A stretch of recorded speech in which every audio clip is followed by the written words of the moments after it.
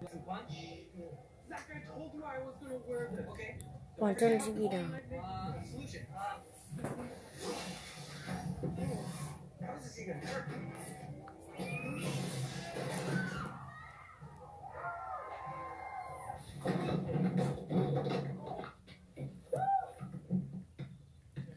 What's up, guys? It's your boy JJG, and we're about to listen to the creepiest animations on YouTube, and I'm gonna deliver the channel under the subscription. So let's get ready into this video.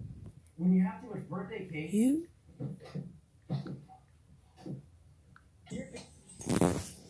And we're back. I was around 10 years old when it happened. Quan, you wanna be in the video? My two best friends and I Wanna be in the video? went on a long vacation in Turkey in a very music hall. One night, me and my two best friends who are called team at Phil for this video were staying at Team's room in the hotel while our parents were in the horror restaurant.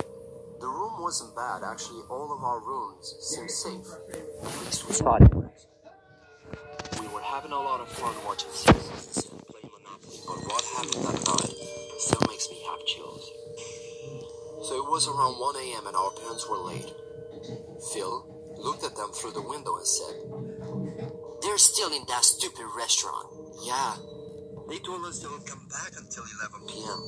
I answered. Guys? Someone is knocking on the door," he said.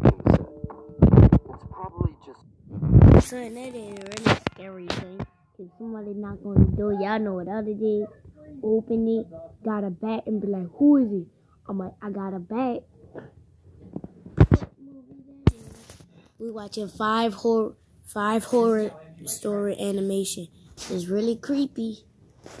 Creepy animations. Room service. 5 creepy animations. I'm gonna log into the account. Can we not open the door? I said.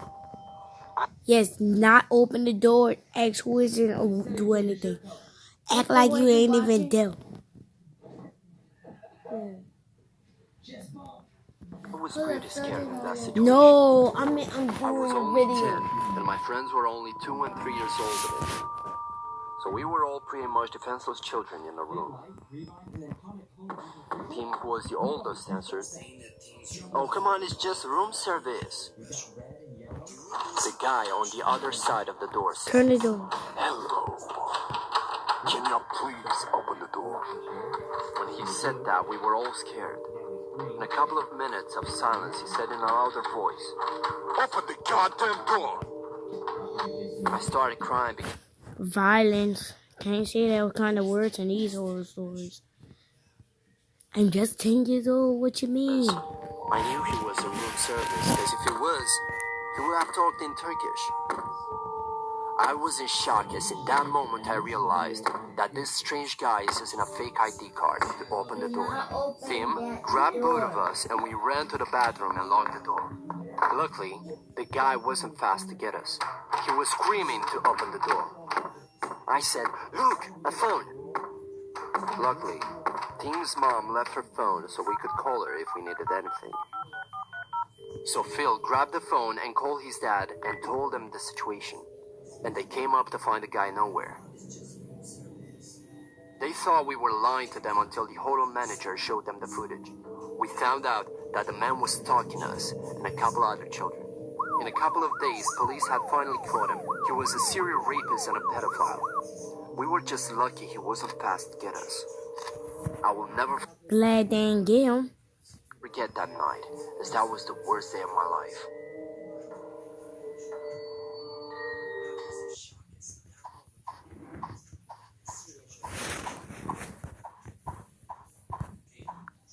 Guys, that was creepy right there. No, you should have like duct taped the door or some tape. Nigga, tape the door. What you mean? Y'all know what I would have did? I would have been so scared that I would have passed out. They're dropping the phone.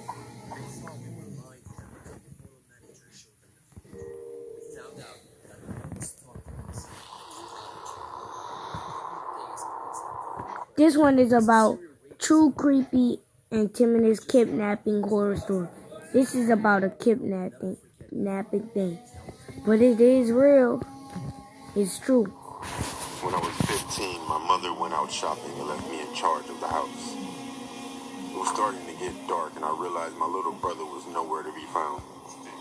I asked my sister if she knew where he was, and she said he had gone to the park around the corner to kick his soccer ball around. I told her to watch the house while I was gone and ran off to the direction of the park. When I got there, I was surprised to find the park completely empty. I called out my brother's name, but there was no answer. I started to get worried. All of a sudden, I heard a faint, muffled noise coming from my left. I turned just in time to see a tall figure disappearing behind a large fence.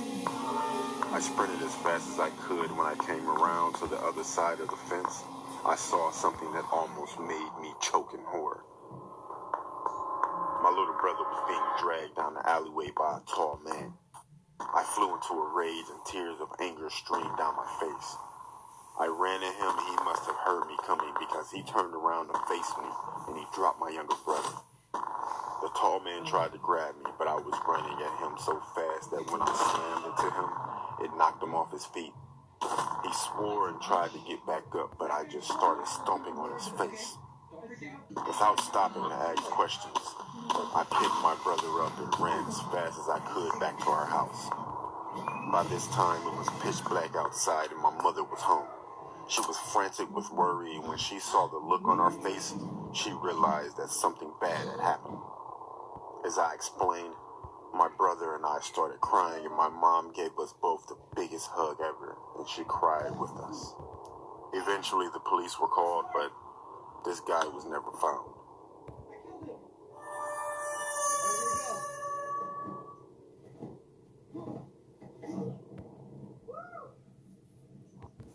This story takes place when I was a junior high school student. One morning during summer vacation, after my father went to work, my mother and I decided to visit my maternal grandmother, who lived in a rural area. Since my grandmother's house was located in the countryside, getting there required making a left turn, then driving for 5 minutes through a narrow, one-car-wide, unpaved road. There were rice fields and forest on the sides of the unpaved roads. As soon as we arrived, I greeted my grandmother, then went into my youngest uncle's room. I used to like visiting my grandmother's house because my uncle was a huge gaming fan and his computer was much better than mine at home.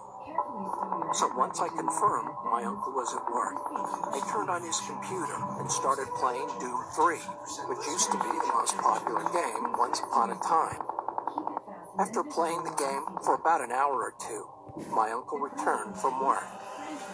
Upon his arrival, my grandmother asked him to take her grocery shopping, since my mother, my aunt, and I were visiting her house.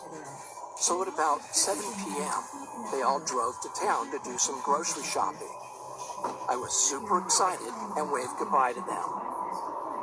Since I think it is unnecessary to explain why I was excited, I'll just leave it. After enjoying about 90 minutes of free time, my uncle called. He said he was about to turn left on the road, but one of the front wheels was punctured, and asked me to bring him a new tire which was in the storage shed.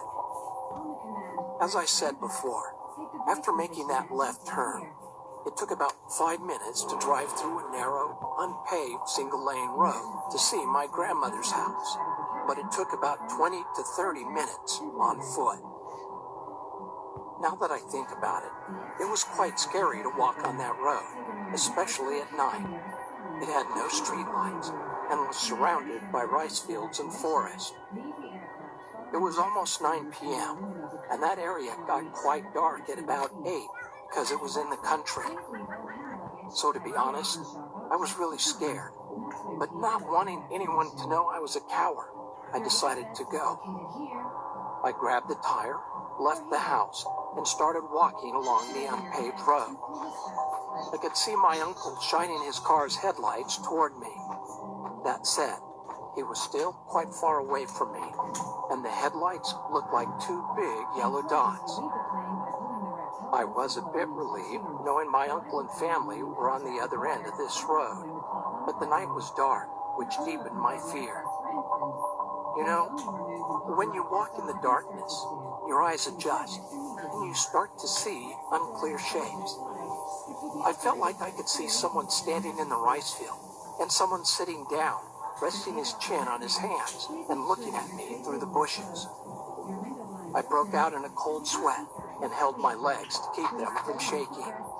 It felt scarier than being alone on a pitch-dark night, and because of the fear and the delusion I had created, I remember feeling really dizzy. After walking for about 20 minutes, I looked towards my uncle's car and realized I was nearly there. Feeling happier, I rolled the tire faster. I rushed to hand over the tire to him as soon as possible, but saw something in front of me. I wasn't sure what it was, because it was still a bit away from me, but it was something dark.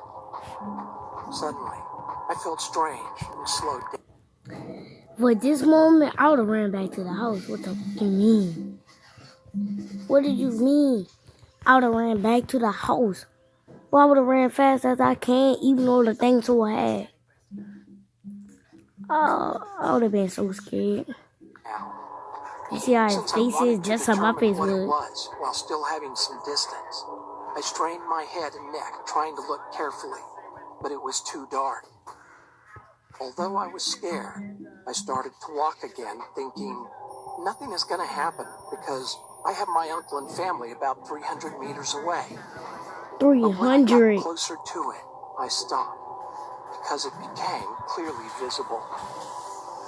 There was an old woman squatting with her mouth open, looking at the rice fields. I could only see the side of her face, but my whole body shivered because her blank facial expression with her mouth open was now clearly visible in the darkness. Without realizing it, I walked really close to the old woman. For reasons I don't understand, walking by without saying anything seemed even scarier, so I started talking to her. With a frightened voice I asked, "Excuse me, what are you doing here at night?" But she did not respond and kept looking at the rice field. On the verge of crying, I shouted, "Excuse me!" She then looked at me, and I felt my heart tightening. Even though it was dark, I could clearly see she had permed white hair, and I could only see the white parts of her eyes. The scariest thing were the huge wrinkles and stains covering her face and her wide open mouth. I felt strange, like I was going crazy while looking at her. I had eye contact, but was looking down while she was looking up at me. After a few moments of eye contact, she turned her body. Wait, pause this. I would have been scared for this moment. I don't know what you mean, dude.